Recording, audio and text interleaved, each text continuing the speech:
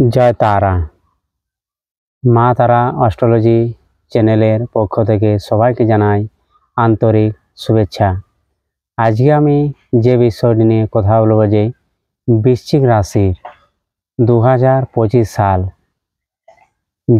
জানুয়ারি মাস কি শুভ পরিবর্তন আসতে চলেছে এবং কোন কোন জায়গায় এখনো পর্যন্ত সমস্যা থাকবে সেই বিষয়ে আমি কিছু কথা বলছি এই ভিডিওর মাধ্যমে।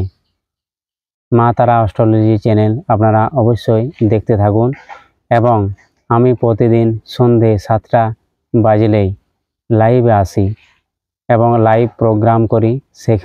সেখানে আমি জন্মকুষ্ঠী বিচার করি, টোটকা প্রতিকার।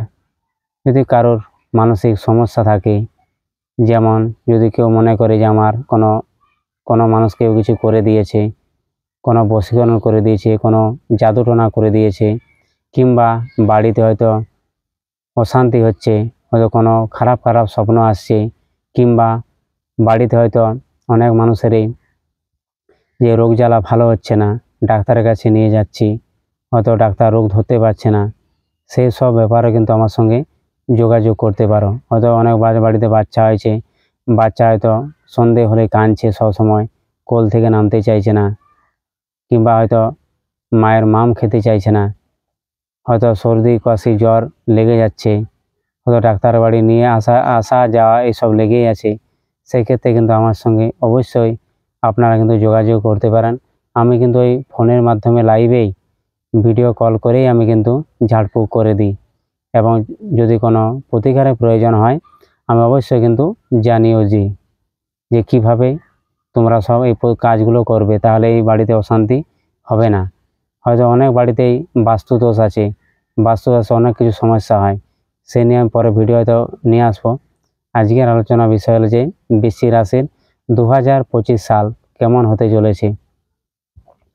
আগে জেনে নিই যে বৃশ্চিক রাশি কি।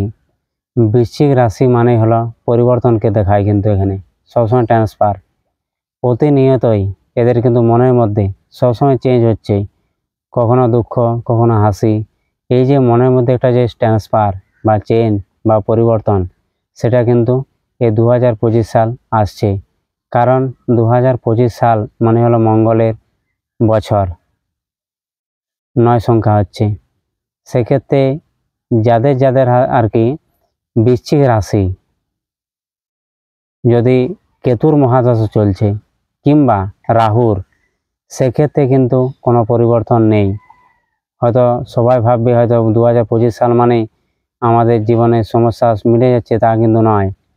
যাদের কিন্তু রাহুর মহাদশা, কেতুর মহাদশা, শনির মহাদশা চলছে, আবার শুক্রের মহাদশার সাথে রবির অন্তর্দশা চলছে, চন্দ্রের অন্তর্দশা চলছে, তাদের কিন্তু এখন পরিবর্তন কিছু নেই। বারবার কিন্তু বলে দিচ্ছি আমি, কারণ আমার নিজের বৃশ্চিক রাশি মীন লগ্ন, তার জন্য আমি কিন্তু বলছি। নাহলে হয়তো বলবে অন্য ভিডিওর মতন আমি কিন্তু মিথ্যে কথা বলতে পারবো না যে এই মাসে নয় তো ও মাসে পরিবর্তন হয়েছে, আমূল পরিবর্তন, সোনায় সোহাগা, এই উমুক টুমুক ঢ্যাক, ওইসব কিন্তু আমি নেই। আমি যা বলবো সোজা সাপটা কথা বলবো, পরিষ্কার, ঠিক আছে? কারণ কিন্তু পরিবর্তন হবে না, তাদের কিন্তু অবশ্যই কিন্তু 2026 সাল ওয়েট করতেই হবে। যাদের কিন্তু এই গ্রহগুলি বাদে অন্য গ্রহের দশা চলছে, যেমন চন্দ্রের মহাদশা চলছে কিংবা মঙ্গলের মহাদশা যদি চলে, তাহলে কিন্তু বৃশ্চিক রাশির অনেক কিন্তু সুযোগ সুবিধা ওরা পাবে। যদি মঙ্গলের মহাদশা চলে, সেক্ষেত্রে বহু সমস্যা কিন্তু এরা সমস্যা থেকে মুক্তি পেয়ে যাবে, মানে কাজ এদের হবেই হবে। কিন্তু মঙ্গলের যদি কারোর জন্মছকে মহাদশা চলছে, আর যদি রবির মহাদশা চলে, কিন্তু রবি পেরোতে হবে, রবির মহাদশা, রবির অন্তর্দশাটা কিন্তু পেরোতে হবে, তারপর কিন্তু রবির মহাদশায় ভালো ফল পাবে। যদি বুধের মহাদশা চলছে, ভালো ফল আসবে। শুক্রের মহাদশায় কিন্তু ভালো ফল আসবে না, যতক্ষণ না রবি এবং চন্দ্রের অন্তর্দশা পের হচ্ছে। মঙ্গলের অন্তর্দশা যদি আসে, অবশ্যই ভালো ফল হবে। এবারে জেনে নিই যে কোন কোন ক্ষেত্রে পরিবর্তন আসতে চলেছে। 1 নাম্বার, আমাদের যে মানসিক যে সমস্যা চলছিল, যে ডিপ্রেশন, যে হয়তো মাথার আমাদের সবসময় যে চাপ হয়ে ভারী হয়ে ধরে থাকছিল, সেই ক্ষেত্রে কিন্তু অনেকটা হালকা হয়ে যাবে বা পুরোপুরি হালকা হয়ে যাবে, পরিষ্কার হয়ে যাবে। ঠিক আছে। আর 2য় নাম্বার, যে আমাদের যে কর্মের সমস্যা চলছিল, হয়তো আমরা ঠিকমতো কাজকর্ম পাচ্ছিলাম না, হয়তো কর্মের প্রচণ্ড সমস্যা ছিল, আমরা কর্মে হয়তো যাচ্ছি, হয়তো সেই সাইড থেকে আমাদের ঘুরে আসতে হচ্ছে, কিংবা কর্মের সাইডে হয়তো এমন কোনো ব্যক্তি আছে তাদের সাথে হয়তো কোনো কথা কাটাকাটি, রাগ জেদ হয়ে যাচ্ছে, কিংবা আমাকে রাজনীতির শিকার হয়ে যাচ্ছে, আমাকে ওই কাজ থেকে আমাকে বের করে দিচ্ছে। এই যে সমস্যাগুলো চলছিল, এটা কিন্তু মিটে যাবে। আর বাড়িতে যে অযথা ক্লেশ হচ্ছিল, হয়তো একটু কথার জন্যই তিলকে তাল ঝগড়া, অযথা ঝগড়া, সেই অশান্তি ঝগড়াগুলো কিন্তু কমে যাবে। আর যে মেন্টালি যে একটা স্ট্রেস আসছিল, আমাদের রাতে যে ঘুমানোর যে সমস্যা, রাতে হয়তো আমাদের ঠিকঠাক ঘুমটা হচ্ছে না, যে হয়তো রাত 12টা 1টা বেজে যাচ্ছে, তারপর হয়তো ঘুম ধরছে, এই সমস্যাটা কিন্তু সম্পূর্ণ মিটে যাবে। ঠিক আছে। আর শরীরে যে হাত পাগুলো ব্যথা বেদনা এগুলো যে ছিল, এগুলো অনেকাংশে কমে গেছে। আবার 2025 সালে কিন্তু কমে যাবে, আরও কমে যাবে, এই জন্য কোনো চিন্তা নেই। আর যে সমস্যাগুলো চলছিল, সবচেয়ে যে বড় সমস্যা বৃশ্চিক রাশি জীবনে চলে, যে অনেক মানুষের হয়তো মা মারা গেছে, সে তো আর ফিরে আসছে না। ঠিক আছে। তাই অবশ্যই কিন্তু মায়ের উদ্দেশ্যে তোমরা কিন্তু এই যে মহালয়া আসছে, অবশ্যই কিন্তু যাদের মা মারা গেছে কিংবা বাবা, তাদের উদ্দেশ্যে কিন্তু বলছি এই কথাটা। ঠিক আছে। অবশ্যই কিন্তু সেদিনে যে তাদের একটু শ্রাদ্ধ শান্তি করো, গঙ্গার পাড়ে গিয়ে কিংবা বাড়িতেও করো, তাদেরকে তিল জল এগুলো কিন্তু মানে দান করো। ঠিক আছে। তাহলে কিন্তু তাদের আত্মাগুলো মুক্তি পেয়ে যাবে। কারণ বৃশ্চিক রাশির মানুষদের সবচেয়ে আপন মানুষ হলো সবচেয়ে তার মা। মা হারানোর যন্ত্রণা হয়তো যার মা নেই তারই একমাত্র বোঝে।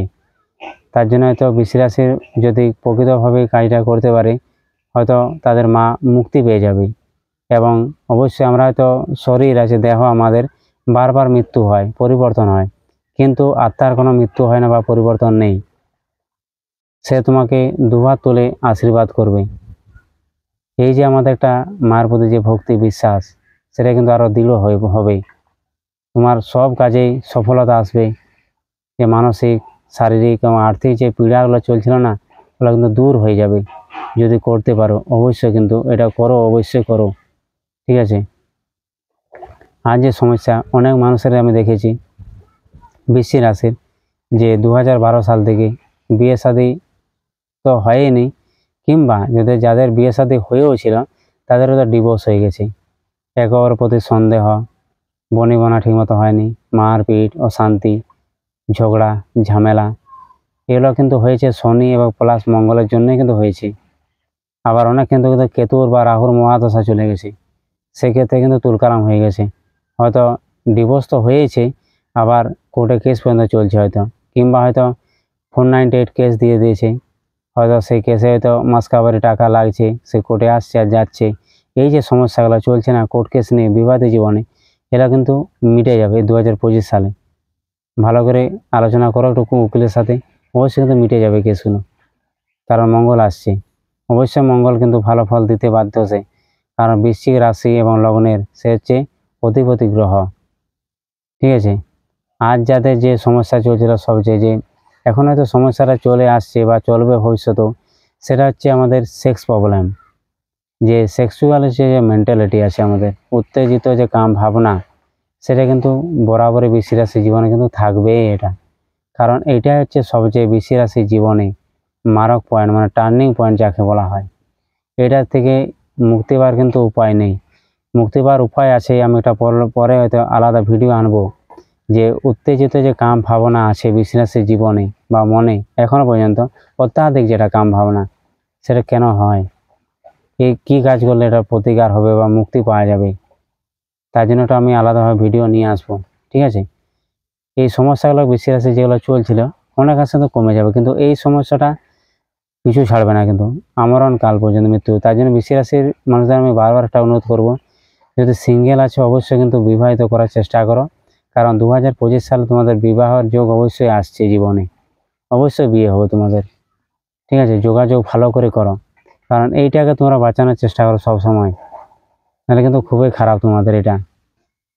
ঠিক আছে, বহু ক্ষেত্রে তোমাদের পরিবর্তন আসছে, চিন্তা নেই। আমি তাই 10 মিনিটের ভিডিও বানালাম, আর হয়তো পরে আমি আরও ডিটেলসে নিয়ে আসবো যে 25/1/2025 সাল কী কী পরিবর্তন আসছে বৃশ্চিক রাশি জীবনে। ঠিক আছে, আপনারা ভালো থাকুন, দেখুন মা তারা অষ্টমী চ্যানেল। আমার সঙ্গে পার্সোনাল যদি কোনো যোগাযোগ করতে হয়, অবশ্যই কিন্তু আমার নাম্বার পেয়ে যাবে। জয় তারা, জয় তারা।